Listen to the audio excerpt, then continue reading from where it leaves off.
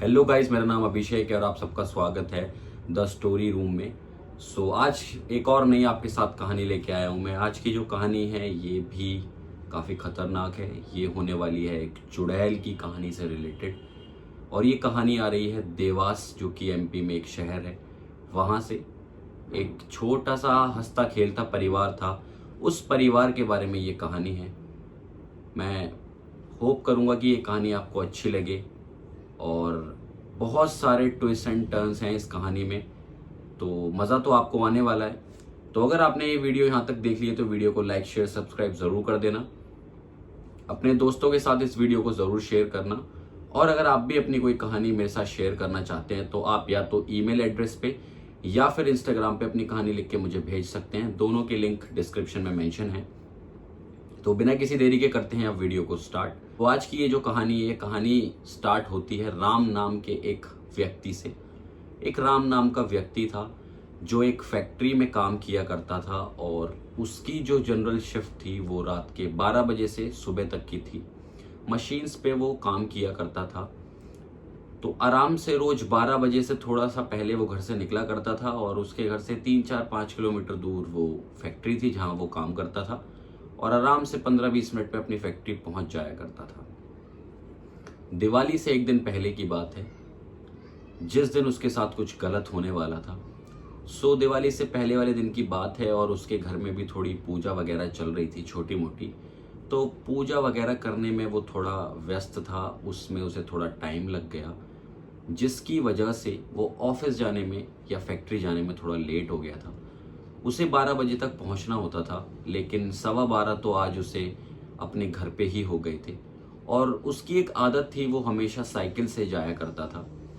तो 12:15 बजे उसने अपनी साइकिल निकाली, और अपनी साइकिल को तेज तेज ड्राइव करता हुआ वो अपनी फैक्ट्री की तरफ जा रहा था। एक चीज़ और भी है, तो फैक्ट्री जाते हुए बीच में ना एक जंगल वाला प्रॉपर रास्ता पड़ता है। लाइक वो होता नहीं है कि अब पूरी एक प्रॉपर सड़क बनी हुई होती है, जंगल के बीच से रास्ता निकल रहा होता है, वैसा वो रास्ता था। उस रास्ते पे वो रोज ही जाया करता था, कुछ नया नहीं था उसके लिए।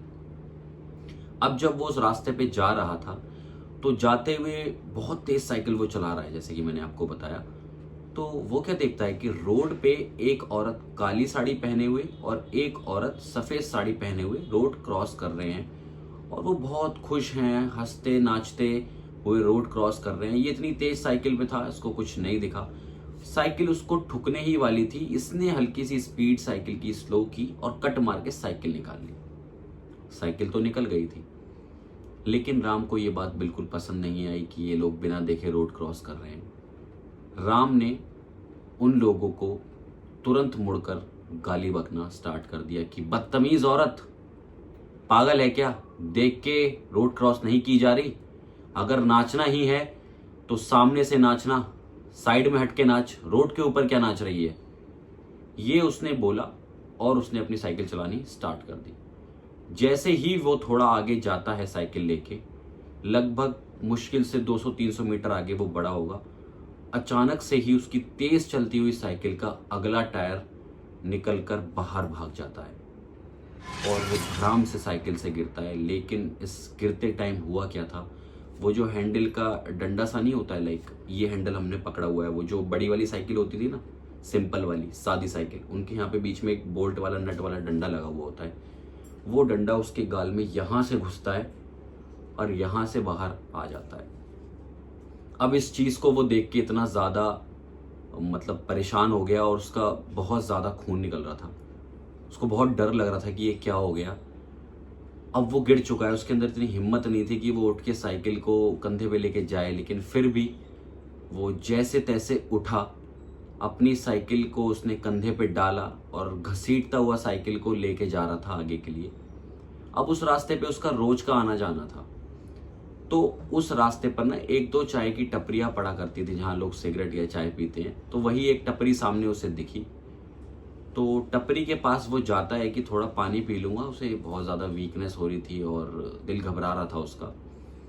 साइकिल उसने वहीं रखी, और जैसे ही वो दुकान में अंदर की तरफ बढ़ता है ना, तो दुकान का जो मालिक था वो उसे देख के कहता है, राम जी ये क्या हो गया आपको? अरे आपको तो काफ़ी ज़्यादा चोट लग गई है, एक बार शीशे में अपने आप को देखना ज़रा। वो आगे बढ़ता है, शीशे की तरफ जैसे ही अपनी शक्ल देखता है, वो देख के इतना ज़्यादा घबरा जाता है, वो बेहोश होकर वहाँ गिर जाता है। अब वहाँ लोग 2-3 बैठे हुए हैं और दुकान का जो मालिक है वो भी है। उन लोगों को समझ नहीं आ रहा है कि वो क्या करें। इतने में क्या होता है, एक वॉचमैन जो उसी की फैक्ट्री में काम किया करता था, वो अपनी ड्यूटी ऑफ करके घर वापस जा रहा था। वो भी दुकान पे चाय पीने आया था, तो उसने देखा कि राम जी दुकान पे पड़े हुए हैं।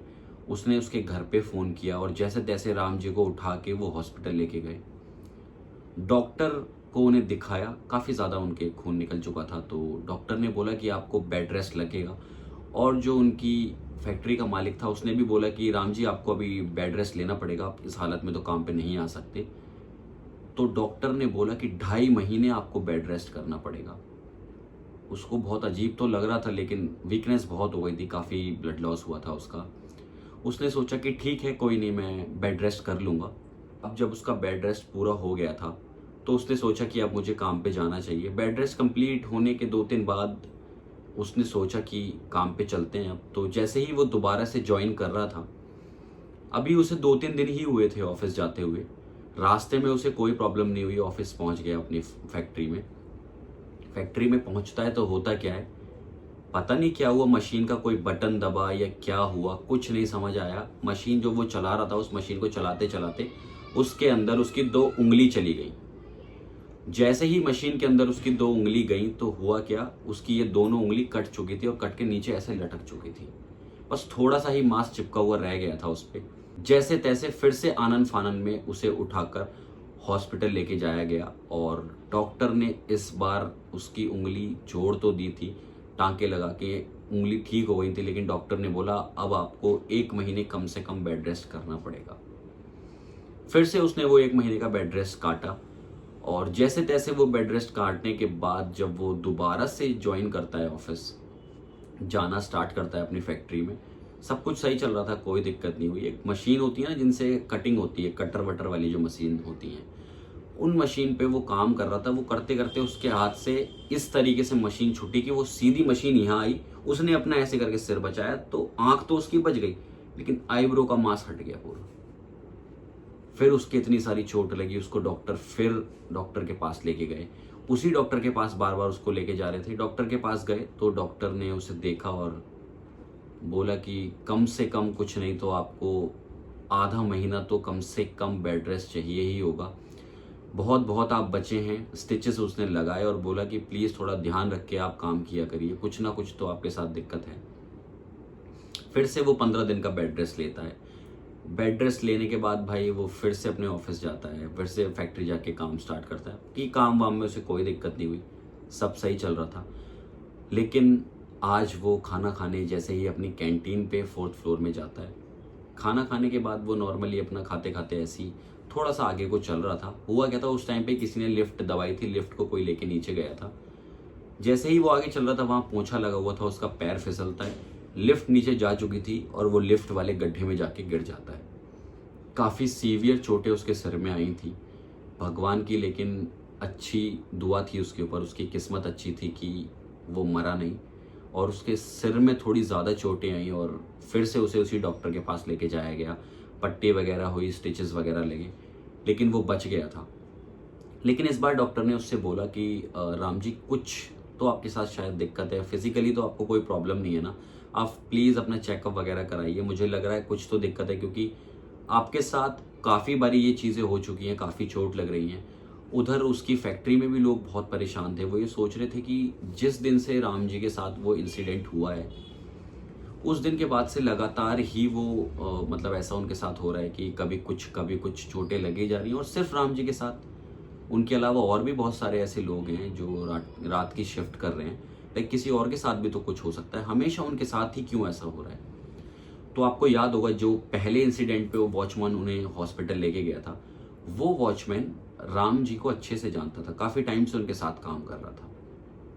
वो उनके घर जाता है और उनकी वाइफ से बोलता है कि भाभी मुझे लगता है कि राम जी के ऊपर शायद कोई ऊपरी हवा है, तो आप ऐसा हो या ना हो, लेकिन आप मेरे कहने से एक बार गुरुवार के दिन यहाँ पे एक काली मस्जिद है, काली दरगाह भी उसे कहते हैं देवास में, वहाँ पे एक पीर बाबा बैठते हैं वो सिर्फ गुरुवार को बैठते हैं, उनको एक बारी जाके दिखाइए राम भैया को और इनकी झाड़ फूक करवाइए। मुझे लग रहा है कि इन्हें कुछ ऊपर का ही मामला हो गया है।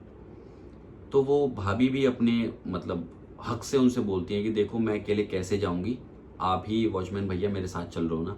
और वो जो वॉचमैन थे ना वो काफ़ी उम्र के थे, उन्होंने बोला कि भाभी ठीक है मैं चल लूँगा आपके साथ, लेकिन आप एक दो अपने पड़ोसी भी इकट्ठे कर लीजिएगा जिससे थोड़ा सहारा रहेगा, हम सब लोग साथ में चल लेंगे। गुरुवार के दिन वो डिसाइड हुआ, वो सब लोग साथ में जाते हैं। उनका बेटा अंशुल, उनकी वाइफ राम जी वॉचमैन और एक दो पड़ोसी गाड़ी में बैठ के साथ में उन्हें लेके जा रहे होते हैं। जैसे ही काली मस्जिद वो पहुंचते हैं, बहुत दुबले पतले थे राम जी क्योंकि इतना सारा उनका ब्लड लॉस हो गया था, इतनी दिक्कतें उन्हें हो गई थी। जैसे ही वो उतरते हैं नीचे गाड़ी से, अचानक से उनके शरीर में पता नहीं कैसी ताकत आ जाती है कि उनके आसपास जो लोग उन्हें पकड़ने की कोशिश कर रहे थे उन सबको एक एक धक्के में वो दूर फेंक के मार रहे थे। और उनके अंदर से अजीब सी आवाज आ रही थी, नहीं छोड़ूंगी इसे, नहीं छोड़ूंगी, इसने उस दिन मेरा बहुत अपमान किया था। मैं अच्छा खासा अपनी बहन के साथ रोड पार कर रही थी, अमावस्या की रात थी, मैं शमशान जा रही थी, लेकिन इसने मुझे गाली बकी, बोला मुझसे कि तू मर जा, अब ये मरेगा, नहीं छोड़ूंगी मैं इसे, मार के ही मानूंगी। जैसे तैसे करके उसको काली मस्जिद के अंदर लेके जाया गया। उन पीर बाबा ने उसकी झाड़ फूक की। वो जाने के लिए राजी नहीं थी चुड़ैल, लेकिन जैसे तैसे करके उस पे मंत्र फूक के उसे निकाला गया और उनके हाथ में काला धागा बांधा गया। और भाभी से बोला गया कि देखिए भाभी जी, इनके हाथ में जब तक ये काला धागा रहेगा तब तक इनके ऊपर कोई भी प्रकोप नहीं आएगा, कोई घटना नहीं होगी, लेकिन अगर काला धागा यहाँ से छुटा निकला तो कुछ भी हो सकता है, ये सारी हरकतें दोबारा से भी इनके साथ हो सकती हैं, तो आप इस चीज़ का ज़रूर ध्यान रखिएगा। उनको फिर से उठा के गाड़ी में डाला गया बिकॉज वो थोड़े अनकॉन्शियस थे, बेहोशी थे। घर पहुंचे तो उनकी वाइफ ने उन्हें पूरी घटना बताई। और ये जो उनके साथ घटना साइकिल वाली हुई थी ना, उन्होंने अपनी वाइफ को ऑलरेडी पहले ही बता दी थी, लेकिन उनको लगा नहीं था कि उस वजह से शायद कुछ उनके साथ ऐसा हो सकता है। अब जब उनकी वाइफ ने उन्हें बताया कि तुम्हारे अंदर ऐसे चुड़ैल वुड़ैल का साया था, आत्मा थी, वो सब चीज़ें, तो अब उन्होंने ये सोच लिया था कि कोई भी जा रहा है कुछ है, मैं किसी को कुछ भी फालतू नहीं बोलूँगा, अपने काम से काम रखूँगा। उन्होंने अपनी ड्यूटी दोबारा ज्वाइन की और अपने काम से काम रखते हुए अच्छा खासा उनकी जीवन कट रहा था। ये घटना 2008 की है। उसके बाद अच्छा खासा सब कुछ चल रहा है, उनके साथ कोई घटना नहीं हो रही, कोई उन्हें चुड़ैल नहीं दिख रही, कोई उन्हें औरत नहीं दिख रही, सब कुछ अच्छा चलता रहा। 2025 में वो अपने पूरे परिवार के साथ उज्जैन घूमने गए थे और वो वहाँ पे ही नदी में नहा रहे थे। तो जब वो नहा रहे थे, नहाते हुए उनके हाथ से वो काला धागा निकल गया और वहीं नदी में प्रवाहित हो गया। उसके बाद जब वो नदी से बाहर निकले तब तो उनके साथ कुछ ऐसा गलत नहीं हुआ, अभी तक तो सब कुछ सही है। और उनका बेटा जब उनके साथ घटना हुई थी तो 10 साल का था, आज वो काफ़ी बड़ा हो चुका है, उसकी भी शादी हो गई है, उसकी भी बीवी है, बच्चे हैं, सब कुछ अच्छा चल रहा है। तो यही एक ऐसी घटना थी देवास की, जो चुड़ैल की एक कहानी मुझे लगा कि आपको बताना चाहिए। अगर ये कहानी आपको अच्छी लगी हो तो वीडियो को लाइक शेयर सब्सक्राइब ज़रूर कर देना। अगर आप भी अपनी कोई कहानी शेयर करना चाहते हैं तो मेरे साथ शेयर कर सकते हैं, या ईमेल पे या इंस्टाग्राम पे पूरी कहानी डिटेल में लिख के भेज सकते हैं। मैं कोशिश करूँगा उसे नरेट करने की। और वीडियो अच्छी लगी हो तो लाइक शेयर सब्सक्राइब ज़रूर कर देना। मिलूंगा नेक्स्ट वीडियो में, तब तक के लिए शुक्रिया, बाय बाय।